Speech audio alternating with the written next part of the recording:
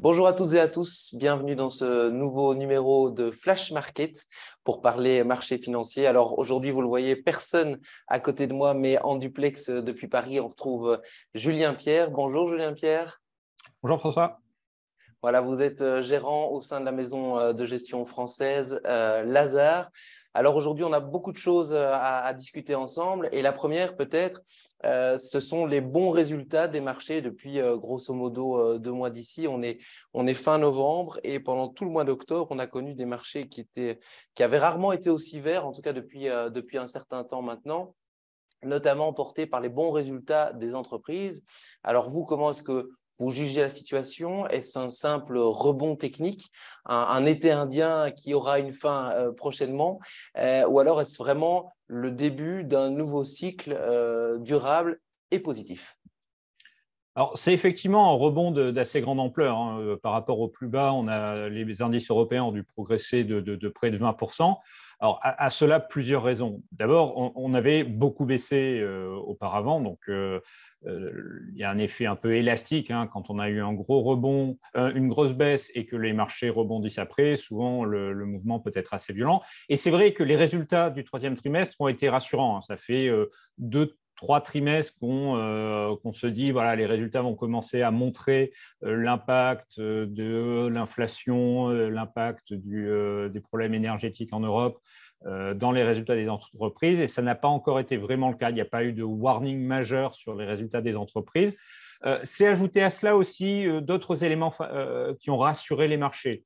On a eu des bonnes nouvelles en provenance de Chine avec donc, des premiers signes d'assouplissement de la politique zéro Covid et également des chiffres d'inflation pour le mois d'octobre, donc qui ont été publiés autour du 10 novembre aux États-Unis, qui étaient plus faibles qu'attendus et qui amènent les investisseurs à se dire que le pire est peut-être derrière nous. Alors nous, on reste par rapport à tous ces sujets quand même assez prudents. On pense que beaucoup de questions doivent encore trouver leur réponse. Alors, justement, si je vous suis bien, on voit bien que l'environnement qui était encore assez encombré il y a quelques semaines ou quelques mois d'ici commence tout doucement à se dégager. On a parlé de l'inflation qui, en tout cas aux États-Unis, commence à baisser. Plus de transparence aussi au niveau de l'agenda des banquiers centraux, encore une fois, aux États-Unis. La micro qui continue à bien résister.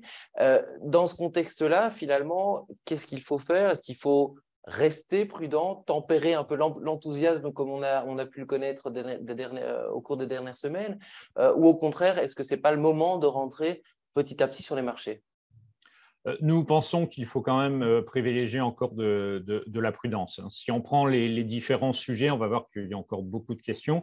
Sur la question de l'inflation, aux États-Unis, on a touché le pic de l'inflation, mais la question, c'est de savoir à quel niveau on ralentit. Et lorsqu'on regarde le détail de ces chiffres d'inflation, ce qu'on voit, c'est qu'on a toute une partie des prix qui sont effectivement en train de ralentir. Ça, c'est tout ce qui était très lié aux chaînes d'approvisionnement, qui étaient très perturbées dans ce contexte post-Covid. Mais les prix, notamment des services, ont continué d'accélérer et restent sur des niveaux trop élevés au regard de la Banque centrale. Et donc, on a peut-être un pic derrière nous de l'inflation américaine, mais la question pour la Fed, c'est de savoir à quel niveau on ralentit. Et je pense que pour l'instant, on reste sur des niveaux de ralentissement, des niveaux d'atterrissage qui sont encore trop élevés au niveau de la Banque centrale. Donc ça veut dire que cet enthousiasme sur l'inflation, il était sans doute un peu excessif. Cet enthousiasme sur l'inflation, il amenait les gens à anticiper ce qu'on va appeler un pivot de la Banque centrale, ce que les investisseurs appellent un pivot, c'est-à-dire que l'année prochaine, après avoir remonté ses taux de manière très très forte en 2022, la Réserve fédérale commencerait à les baisser. Et nous, on pense que tant qu'on n'aura pas de certitude au niveau de la trajectoire de l'inflation, sur le fait que l'inflation retourne à la normale, la Réserve fédérale va très probablement hésiter avant de rebaisser ses taux. Et donc, on pense qu'on va rester sur des taux relativement élevés et que ces taux relativement élevés, ils vont finir par avoir un impact sur l'activité économique.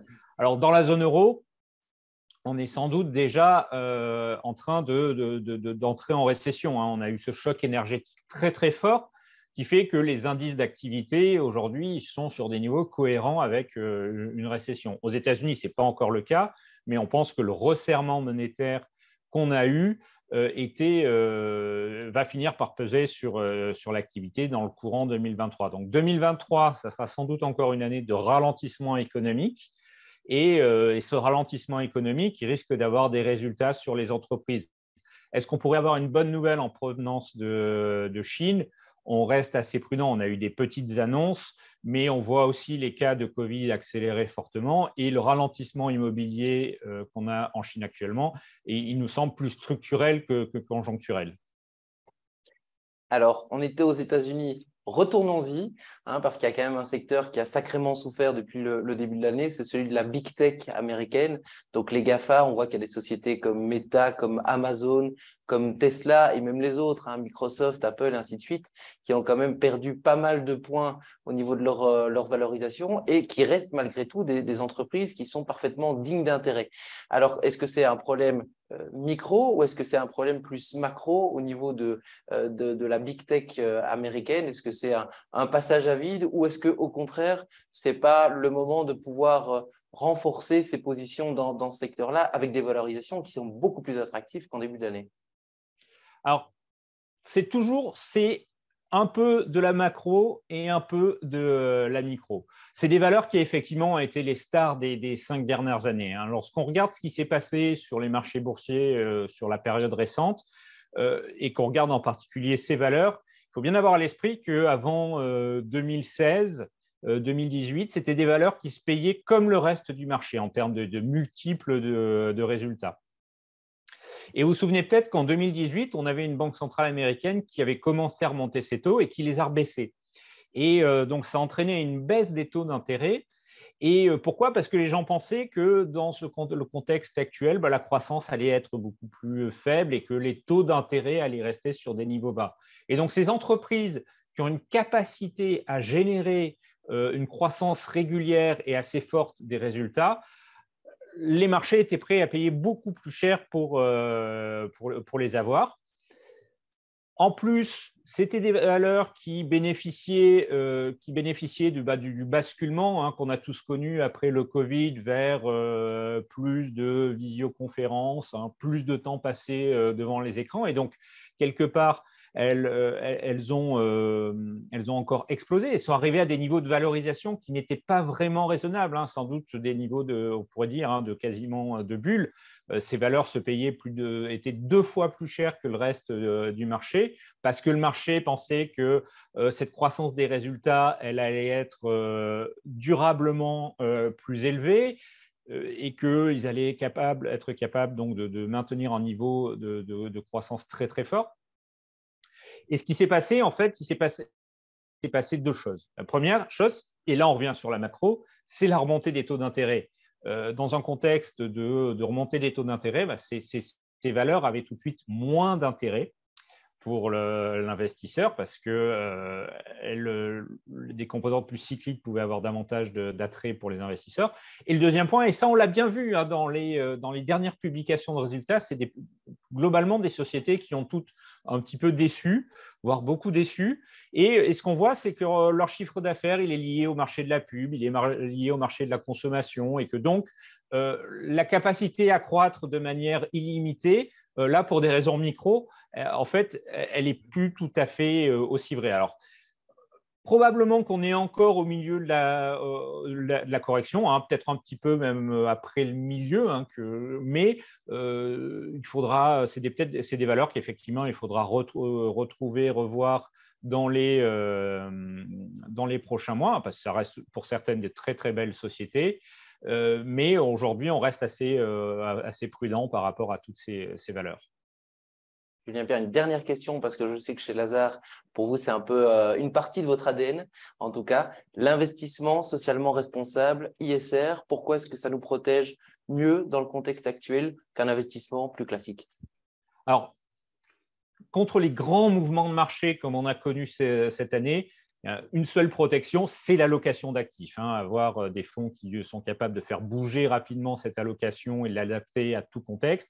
L'ISR, ça va jouer davantage au niveau de la sélection de titres, si vous voulez, pour éviter les accidents de valeur. Investir sur une valeur qui est déficiente sur ces dimensions-là, c'est éviter ces valeurs, c'est éviter le risque d'avoir une controverse ou des accidents qui font baisser la valeur très très fortement. Et il y a aussi la question de la gouvernance. Dans l'investissement socialement responsable, on regarde beaucoup la gouvernance. On a parlé des entreprises de la tech. Il y a un certain nombre de ces valeurs qui ont des sujets avec des sujets de gouvernance, avec des fondateurs omnipotents.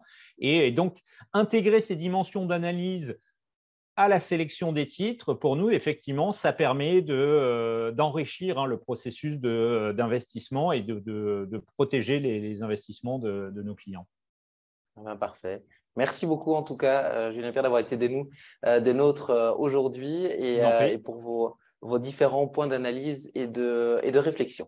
Voilà, et quant à nous, on se retrouve très bientôt pour une nouvelle capsule vidéo d'ici un petit mois pour la fin d'année. J'en profite pour vous souhaiter une bonne journée. À bientôt, au revoir.